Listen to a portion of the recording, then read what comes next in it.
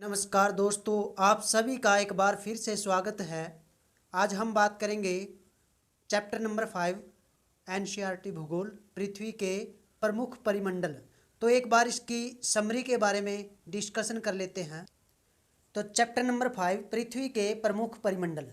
परिमंडल का यहाँ पर अर्थ है पृथ्वी के चारों ओर, यानी कि जो पृथ्वी का चारों तरफ का वातावरण है, इसके अंदर चार मंडल आते हैं। और एनसीईआरटी के अकॉर्डिंग पहला है भूमंडल, दूसरा है वायुमंडल और तीसरा है जलमंडल। भूमंडल, वायुमंडल और जलमंडल, इन तीनों को मिला के जीवमंडल बन जाता है। तीनों को मिला के क्या बन जाता है, यानी कि भूमि, स्थल और जल और हवा को मिला के जीवमंडल बन जाते हैं। वायुमंडल के अंदर हम इसकी परतों के बारे में पढ़ेंगे, जैसे क्षोभमंडल हो गया, मध्यमंडल हो गया, तो ये समताप मंडल, ये पढ़ेंगे वायुमंडल के अंदर। उसके बाद इस टॉपिक में दिया गया है महाद्वीप। महाद्वीप कितने हैं? 7। जैसे एशिया, अफ्रीका, उत्तर अमेरिका, दक्षिण अमेरिका, ऑस्ट्रेलिया। तो ये क्या है? ये महाद्वीप हैं 7। और विशेष बात यह है कि महासागरों की बात करें तो कितने महासागर हैं? 5। कितने महासागर हैं? 5। अब ये मत समझ लेना कि 7 दिन होते हैं, 7 महाद्वीप है और 7 महासागर होंगे, तो ये क्वेश्चन गलत मत करना। यानी कि महासागर कितने हैं? 5। सबसे बड़ा आकार वाइज दिया है प्रशांत महासागर, फिर है अटलांटिक महासागर। जो अटलांटिक महासागर है ये एस टाइप का है। किस टाइप का? एस टाइप का। उसके बाद में हिंद महासागर है। ये इंडिया के लिए बहुत गर्व की बात है कि देश के नाम पर महासागर का नाम है हिंद महासागर। उसके बाद में है दक्षिणी महासागर नीचे की तरफ, और है आर्कटिक महासागर। ध्यान रखिए, आर्कटिक यानी कि आर हमेशा ऊपर रहेगा इस साइड में। और अंटार्कटिका की बात करते हैं तो वो महाद्वीप है अंटार्कटिका। बात करते हैं शब्दों की उत्पत्ति के बारे में। जैसे लिथास है, लिथास का अर्थ है पत्थर, ग्रीक भाषा का शब्द है लिथास। जैसे लिथोस्फीयर आया है, लिथास का अर्थ है पत्थर। एटमास, एटमास का अर्थ है वाष्प।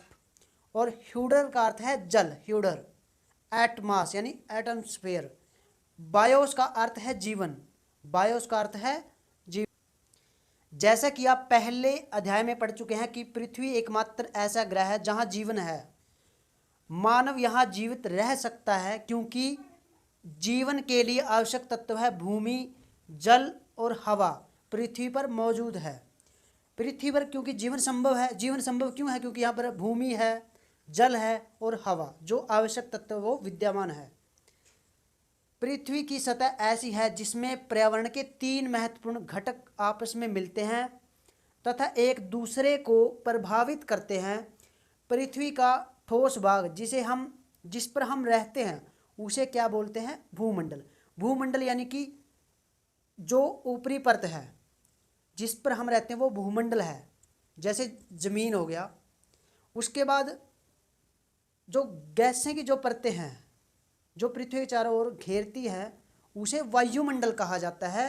गैस की जो परतें पृथ्वी की चारों ओर से घेरती है उसे वायुमंडल कहा जाता है।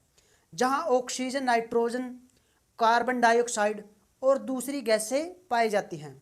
पृथ्वी के बहुत बड़े भाग पर जल पाया जाता है जिसे क्या बोलते हैं? जलमंडल। जलमंडल किसे बोलते हैं? जो कि पृथ्वी के बड़े भाग पर जल पाया जाता है। वायुमंडल जहाँ गैसें पाई जाती हैं। अब जल मंडल की यानी जल की जो अवस्थाएं हैं, जैसे बर्फ हो गया, जल और जल वाष्प आदि हो गई। जीव मंडल एक सीमित क्षेत्र है जहाँ स्थल, वायु और हवा एक साथ मिलते हैं। जीवमंडल किसे कहेंगे? जहाँ स्थल, जल और हवा, जहाँ स्थल, जल और हवा एक साथ मिलते हैं वहाँ क्या कहेंगे? जीवमंडल। यहाँ सभी प्रकार के जीवन पाए जाते हैं। अब बात करते हैं भूमंडल। तो भूमंडल किसे कहा जाता है? भूमंडल यह भूप्रपटी की चट्टानों और मिट्टी की पतली परतों का बना होता है जिसमें जीवों के लिए पोषक तत्व पाए जाते हैं। भूमंडल यानी कि भूप्रपटी की जो चट्टानें हैं तथा मिट्टी की जो पतली परतें हैं जिसमें जीवों के लिए आवश्यक पोषक तत्व है, वो क्या है, भूमंडल है। तो ये कितने भागों में बांटा गया है, तो ये 2 भागों में बांटा गया है। जो बड़े स्थल है, भूभाग के जो बड़े स्थल है उसे क्या बोलते हैं, महाद्वीप। महाद्वीप महाद्वीप कितने हैं, 7 हैं। तथा जो बड़े जलाशय हैं, जो जल से भरे हुआ क्षेत्र है, उसे क्या बोलते हैं, महासागरीय बेसिन के नाम से जाना जाता है। विश्व के सभी मानचित्र आपस में एक दूसरे से जुड़े हुए हैं। अब जैसे बात करते हैं एशिया महाद्वीप की, तो ये एशिया महाद्वीप है और ये यूराल पर्वत है, यूराल पर्वत जो कि यूरोप और एशिया को अलग करता है, यूराल पर्वत। ये 2 महाद्वीप हो गए और एक है अफ्रीका महाद्वीप। अफ्रीका महाद्वीप के बारे में क्या विशेष है कि एक तो इसमें सहारा मरुस्थल पाया जाता है और करक, विषुवत और मकर रेखा, तीनों रेखाएं इस महाद्वीप से गुजरती हैं। ये एक इकलौता महाद्वीप है। बात करते हैं उत्तरी अमेरिका की, तो उत्तरी अमेरिका जहाँ पर रॉकी पर्वत श्रृंखला पाई जाती है, रॉकी पर्वत श्रृंखला कहाँ पाई जाती है, उत्तरी अमेरिका में। और दक्षिण अमेरिका में एंडीज पर्वत, क्या पाया जाता है, एंडीज पर्वत। बात करें ऑस्ट्रेलिया की, तो इसमें ग्रेट डिवाइडिंग रेंज पाई जाती है ऑस्ट्रेलिया के अंदर। यह द्वीपीय महाद्वीप है और ये एक इकलौता देश है जिसके नाम पर महाद्वीप है। अब बात करते हैं महासागरों की, तो ये है प्रशांत महासागर जो इस तरफ भी है। अटलांटिक की बात करें जो कि एस साइज में पाया जाता है, एस साइज में अटलांटिक पाया जाता है। अब आर महासागर, ध्यान रखिए आर्कटिक, आर हमेशा ऊपर रखना है, यानी कि आर्कटिक महासागर है। और अंटार्कटिका महाद्वीप है जो कि मनुष्य के रहने योग्य नहीं है लेकिन महाद्वीप है। बात करते हैं हिंद महासागर की, तो इंडिया के बिल्कुल नीचे की तरफ है हिंद महासागर। बात करते हैं दक्षिण महासागर की, तो ये दक्षिणी की तरफ है, ये दक्षिण महासागर। विश्व का सबसे ऊंचा माउंट एवरेस्ट समुद्र तल से 8848, एनसीईआरटी के अकॉर्डिंग क्या है, 8848 मीटर ऊंचा है। और विश्व का सबसे गहरा भाग प्रशांत महासागर का मेरियाना गर्त है जिसके गहराई 11,022 मीटर, यानी कि 11 दूनी 22, 11,022 मीटर है। मेरियाना गर्त की जो गहराई है प्रशांत महासागर में है ये। क्या आपने कभी कल्पना की कि समुद्र की गहराई पृथ्वी के सबसे ऊंचे भाग से इतनी अधिक भी हो सकती है। अब बात करते हैं जो फैक्ट है, न्यूजीलैंड के एडमंड हेलेरी तथा भारत के तेनजिंग नोर्गे शेर्पा 29 मई 1953 को पृथ्वी के सबसे ऊंचे शिखर माउंट एवरेस्ट पर चढ़ने वाले पहले व्यक्ति थे। भारत के तेनजिंग नोर्गे शेर्पा और न्यूजीलैंड के हेलेरी। जापान के जुंको तोबई विश्व की पहली महिला है। और भारत की है बिछेंद्री पाल। कौन है, बिछेंद्री पाल है, ये गल दे दिया, बिछेंद्री पाल, जो कि 23 मई 1984 को एवरेस्ट पर कदम रखा था।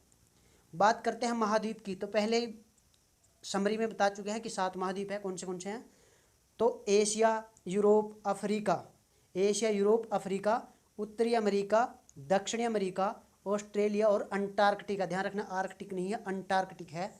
एशिया, यूरोप, अफ्रीका, उत्तर अमेरिका, दक्षिण अमेरिका और ऑस्ट्रेलिया।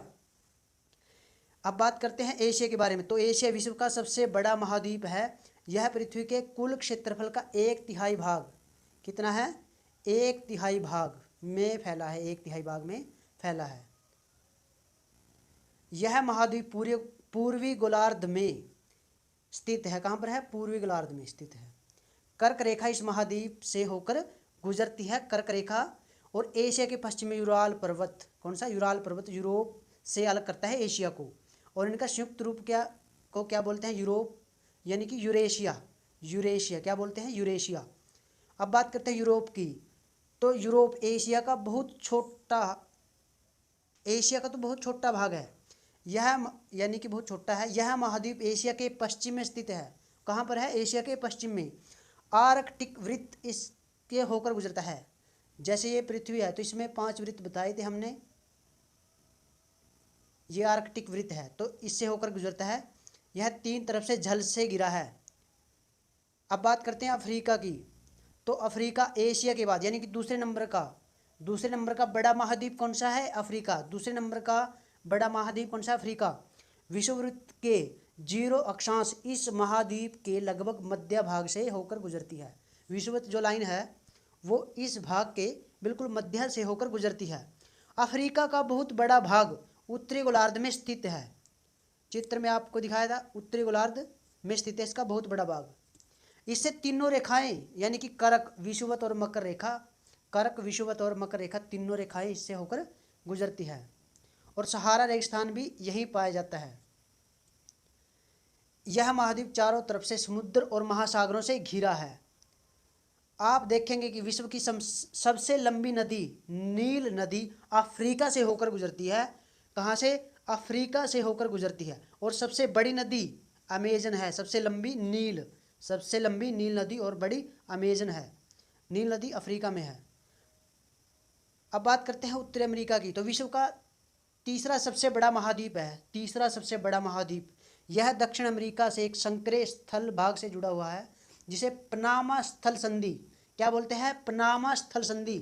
पनामा के जंगल बहुत खतरनाक है, तो उससे ये स्थल संधि है, यानी कि जल संधि नहीं है, स्थल संधि है। ये देखिए चित्र में, उत्तरी अमेरिका ऊपर और दक्षिण अमेरिका नीचे। ये स्थल संधि कौन सी है? पनामा जल संधि। और एक है भारत और श्रीलंका के बीच में भी जल संधि है, उसको क्या बोलते हैं? पाक स्ट्रेट, यानी पाक जल संधि। क्या बोलते हैं? पाक जल संधि। दक्षिण अमेरिका का अधिकांश भाग दक्षिणी गोलार्ध में स्थित है। कहाँ पर है? दक्षिणी गोलार्ध में। यह इसके पूर्व एवं पश्चिम में कौन से 2 महासागर है? स्थिति का पता लगाइए। विश्व की सबसे लंबी पर्वत श्रृंखला एंडीज इसके उत्तर से दक्षिण की ओर फैली है। दक्षिण अमेरिका में विश्व की सबसे बड़ी नदी अमेजन सबसे बड़ी है, लंबी नील है जो कि अफ्रीका में है। ऑस्ट्रेलिया विश्व का सबसे छोटा महाद्वीप है, जो कि पूरी तरह से दक्षिणी गोलार्ध में। कहाँ पर है? दक्षिणी गोलार्ध में। यह चारों तरफ से महासागर और समुद्रों से घिरा है। इसे द्वीपीय महाद्वीप, ये क्वेश्चन वेरी इंपॉर्टेंट है। द्वीपीय महाद्वीप किसे बोला जाता है? ऑस्ट्रेलिया को। द्वीपीय महाद्वीप किसे बोला जाता है? ऑस्ट्रेलिया को। अंटार्कटिका एक बहुत बड़ा महाद्वीप है जो दक्षिणी गोलार्ध में है। अंटार्कटिका, आर्कटिक ऊपर है, ध्यान रखना, जो कि महासागर है। दक्षिण ध्रुव इस महाद्वीप के मध्य में स्थित है। चूंकि यह दक्षिण ध्रुव क्षेत्र में स्थित है, इसलिए यह हमेशा मोटी बर्फ की परतों से ढका है। यह किसी भी प्रकार का स्थायी मानव निवास नहीं है। बहुत से देशों के शोध केंद्र यहाँ स्थित है। भारत का भी शोध संस्थान यहाँ पर है, मैत्री और दक्षिणी गंगोत्री के नाम से, मैत्री और दक्षिणी गंगोत्रियों के नाम। बात करते हैं जलमंडल की। तो पृथ्वी को नीला ग्रह कहा जाता है, क्योंकि इस पे क्या है? 71% क्या है? जल। 71% क्या है? जल। तथा 29% स्थल है। स्थल तो बहुत कम है। और पृथ्वी नीला ग्रह इसलिए भी कहते हैं क्योंकि अंतरिक्ष से देखने पर ये नीली दिखाई देती है। जलमंडल में जल के सभी रूप उपस्थित है। जलमंडल में क्या है? सभी रूप। इसमें महासागर, नदियाँ, झीलें, हिम नदियाँ, भूमिगत जल और वायुमंडल की जल वाष्प भी सम्मिलित है। पृथ्वी पर पाए जाने वाले जल का 97% भाग अधिक यानी कि महासागरों में पाया जाता है। यह पीने योग्य नहीं है। पीने योग्य पानी बहुत कम मात्रा में उपलब्ध है।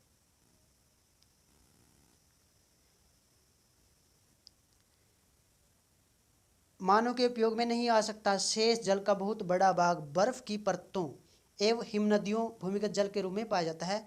जल का बहुत कम भाग लवण जल के रूप में पाया जाता है, जो मनुष्य के इस्तेमाल में आता है। यही कारण है कि नीले ग्रह के होने के बावजूद यहाँ पानी की कमी है। बात करते हैं महासागर की। महासागर जलमंडल का मुख्य भाग है। ये आपस में एक दूसरे से जुड़े हुए हैं। कितने महासागर हैं? 5। प्रशांत महासागर, अटलांटिक महासागर, हिंद महासागर और दक्षिणी महासागर। महासागरी जल हमेशा गतिशील रहता है। तरंगे, ज्वार भाटा, महासागरी धाराएं। महासागरी जल की 3 मुख्य गति है। कौन सी? तरंगे, ज्वार भाटा और महासागरी धाराएं। प्रशांत महासागर सबसे बड़ा महासागर है। यह पृथ्वी के 1/3 भाग पर फैला हुआ है। पृथ्वी का सबसे गहरा भाग मरियाना गर्त प्रशांत महासागर में ही स्थित है। प्रशांत महासागर लगभग वृत्ताकार है। एशिया, ऑस्ट्रेलिया, उत्तर और दक्षिण अमेरिका इसके चारों ओर स्थित है। प्रशांत महासागर के चारों ओर इन महाद्वीपों की स्थिति का पता लगाइए चित्र को देखकर। तो अटलांटिक महासागर विश्व का सबसे दूसरा सबसे बड़ा महासागर यह अंग्रेजी अक्षर में एस अक्षर के आकार का है। इसके पश्चिम किनारे पर उत्तर और दक्षिण अमेरिका है तथा पूर्वी किनारे पर यूरोप और अफ्रीका है। अटलांटिक महासागर की तटरेखा बहुत अधिक दंतुरित है। यह अनियमित और दंतुरित तट रेखा प्रकृति जो बंदरगाह सबसे ज़्यादा कहाँ पाए जाते हैं? अटलांटिक में। कहाँ पाए जाते हैं? अटलांटिक में। हिंद महासागर ही एक ऐसा महासागर है जो किसी देश के नाम यानी भारत के नाम पर रखा हुआ है तथा पूर्व में ऑस्ट्रेलिया स्थित है। बात करते हैं वायुमंडल की। तो वायुमंडल की जो हमारी पृथ्वी चारों ओर से गैस की एक परत से घिरी हुई है जिसे वायुमंडल कहा जाता है। अब जो वायुमंडल है वो 1600 किलोमीटर की ऊंचाई तक फैला है और इसकी कितनी परतें हैं? 5। कितनी परतें हैं? 5। वायुमंडल को उसके घटकों तापमान के आधार पर 5 परतों में बांटा गया है। पहला है क्षोभमंडल, समताप मंडल, मध्य मंडल, आयन मंडल और बाह्य मंडल। क्षोभमंडल जो पृथ्वी के बिल्कुल स्थल के ऊपर है। समताप मंडल यानी कि जो टेम्परेचर जो क्षोभमंडल है इसमें सारी जैसे वर्षा आंधी तूफान क्षोभमंडल में आते हैं। समताप मंडल में वायुयान के लिए उचित है। मध्य मंडल आयन मंडल में क्या है? जितने भी सैटेलाइट वगैरह है वो सारे आयन मंडल में हैं। तो वायुमंडल ऑक्सीजन और नाइट्रोजन का बना हुआ है जो कि साफ और शुष्क हवा का 99% भाग है। आयतन के अनुसार नाइट्रोजन कितना है? 78%, ऑक्सीजन 21% और अन्य गैसें जैसे कार्बन डाइऑक्साइड ऑर्गन का 1% है। ऑक्सीजन सांस लेने के लिए आवश्यक है जबकि नाइट्रोजन प्राणियों की वृद्धि के लिए आवश्यक है। सांस लेने के लिए ऑक्सीजन और नाइट्रोजन प्राणियों की वृद्धि के लिए आवश्यक है नाइट्रोजन। कार्बन डाइऑक्साइड यद्यपि बहुत कम मात्रा में है लेकिन यह पृथ्वी के द्वारा छोड़ी गई ऊष्मा को अवशोषित करता है जिससे पृथ्वी गर्म रहती है। यह पौधों की वृद्धि के लिए भी आवश्यक है, कम मात्रा में, ज़्यादा नहीं, कम मात्रा में। ऊंचाई के साथ वायुमंडल के घनत्व में भिन्नता आती है क्योंकि जितना ऊंचाई पे जाएंगे तो क्या होगा, जो जैसे घनत्व है अगर नीचे है तो ज़्यादा है घनत्व है, अगर ऊपर जाएंगे तो बिल्कुल कम हवा होगी यानी कि घनत्व बिल्कुल कम होगा। इसलिए पर्वतारोहियों को सांस लेने में थोड़ी दिक्कत होती है। बात करते हैं जीवमंडल की। तो जीवमंडल क्या है? स्थल और जल और हवा के बीच का एक सीमित भाग है। यह भाग एक जहाँ पर जीवन मौजूद है। यहाँ जीवों की बहुत सी प्रजातियाँ पाई जाती हैं जैसे सूक्ष्म जीवों, बैक्टीरिया से लेकर बड़े स्तनधारी के आकार में पाए जाते हैं। मनुष्य सहित सभी प्राणी जीवित रहने के लिए एक दूसरे से तथा जीवमंडल से जुड़े हुए हैं। जीवमंडल के प्राणी मुख्य 2 भाग जैसे जंतु जगत और पादप जगत में यानी पौधों में विभक्त किया जाता है। पृथ्वी की ये तीनों परिमंडल आपस में पारस्परिक क्रिया करते तथा एक दूसरे को किसी न किसी रूप में प्रभावित करते हैं। उदाहरण के लिए लकड़ी, खेतों के लिए वनों को काटा जाए तो इससे डलुआ भाग भी मिट्टी का कटाव तेजी से होने लगता है। यानी कि जब हमें लकड़ी चाहिए तो पेड़ काटेंगे, पेड़ों से क्या होगा? प्रकृति में आपदाएं आएगी यानी कि पेड़ पौधे कम होंगे तो प्राकृतिक आपदाएं आएगी जैसे भूकंप आदि वगैरह, सुनामी वगैरह आएगा। झीलों तथा नदियों में दूषित पदार्थों के प्रवाह होने से उनका जल मानव के इस्तेमाल के लायक नहीं रह जाता। यह जल दूसरे जीवों को भी नुकसान पहुंचाता है। उद्योगों, ताप या विद्युत संयंत्रों तथा गाड़ियों का उत्सर्जित पदार्थ वायु को प्रदूषित करता है। कार्बन डाइऑक्साइड वायु का एक महत्वपूर्ण घटक है लेकिन कार्बन डाइऑक्साइड की मात्रा में वृद्धि होने के कारण पृथ्वी के तापमान में वृद्धि हो रही है। इसे भूमंडलीय तापन कहा जाता है। क्या कहा जाता है? भूमंडलीय तापन कहा जाता है, जिसमें कार्बन डाइऑक्साइड की मात्रा में वृद्धि होती है। इसलिए भूमंडल, वायुमंडल और जलमंडल के बीच के प्राकृतिक संतुलन को बनाए रखने के लिए पृथ्वी के संसाधनों के सीमित उपयोग की आवश्यकता है। यानी कि जो भी हम यूज कर रहे हैं वो उसका ज़्यादा यूज ना करें जिससे प्रकृति का नेचर यानी कि बिगड़े। अब बात करेंगे क्वेश्चन आंसर की। पृथ्वी के 4 प्रमुख परिमंडल कौन से हैं? भूमंडल, वायुमंडल, जलमंडल और जीवमंडल। ये 4 हो गए। पृथ्वी के प्रमुख महाद्वीप तो स्टार्टिंग में समरी में बताया था कौन से हैं? एशिया, यूरोप, अफ्रीका, उत्तर अमेरिका, दक्षिण अमेरिका और ऑस्ट्रेलिया और अंटार्कटिका। 2 महाद्वीपों के नाम बताओ जो पूरी तरह दक्षिण गोलार्ध। एक तो है ऑस्ट्रेलिया, एक तो है ऑस्ट्रेलिया और दूसरा है अंटार्कटिका। क्या है? अंटार्कटिका। वायुमंडल के विभिन्न परतों के नाम लिखिए। तो कौन से हैं? क्षोभमंडल, समताप मंडल, मध्य मंडल, आयन मंडल और बाह्य मंडल, क्षोभ मंडल, समताप मंडल, मध्य मंडल और आयन मंडल और बाह्य मंडल। नीला ग्रह क्यों कहा जाता है पृथ्वी का? सिंपल है, क्योंकि 71% जल है और अंतरिक्ष से देखने पर कैसी दिखाई देती है? नीली। उत्तरी गोलार्ध को स्थलीय गोलार्ध क्यों कहा जाता है? क्योंकि जो उत्तरी गोलार्ध, जैसे ये पृथ्वी है, तो जो इसका ऊपर वाला पार्ट है इसमें स्थल ज़्यादा है, तो क्या है? स्थलीय गोलार्ध होगा। जीवित प्राणियों के लिए जीवमंडल क्यों महत्वपूर्ण है? क्यों महत्वपूर्ण है? तो आपको पता ही है, जीवमंडल में क्या पाया जाता है? स्थल, जल और वायु। स्थल, जल और वायु। कौन सी पर्वत श्रृंखला एशिया और यूरोप को अलग करती है? तो कौन सा पर्वत श्रृंखला है? यूराल। कौन सा है? यूराल। उत्तर अमेरिका दक्षिण अमेरिका से कैसे जुड़ा है? कैसे जुड़ा है? स्थल संधि द्वारा। कौन सी स्थल संधि है? पनामा।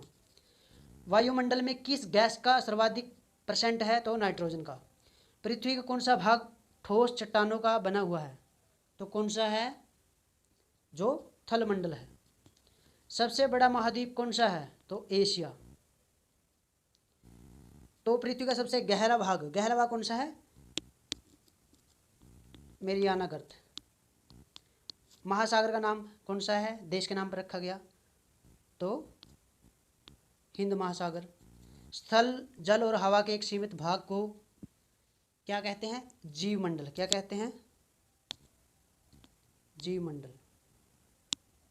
यूरोप और एशिया महाद्वीप को एक साथ क्या कहा जाता है? तो यूरेशिया। क्या कहा जाता है? यूरेशिया।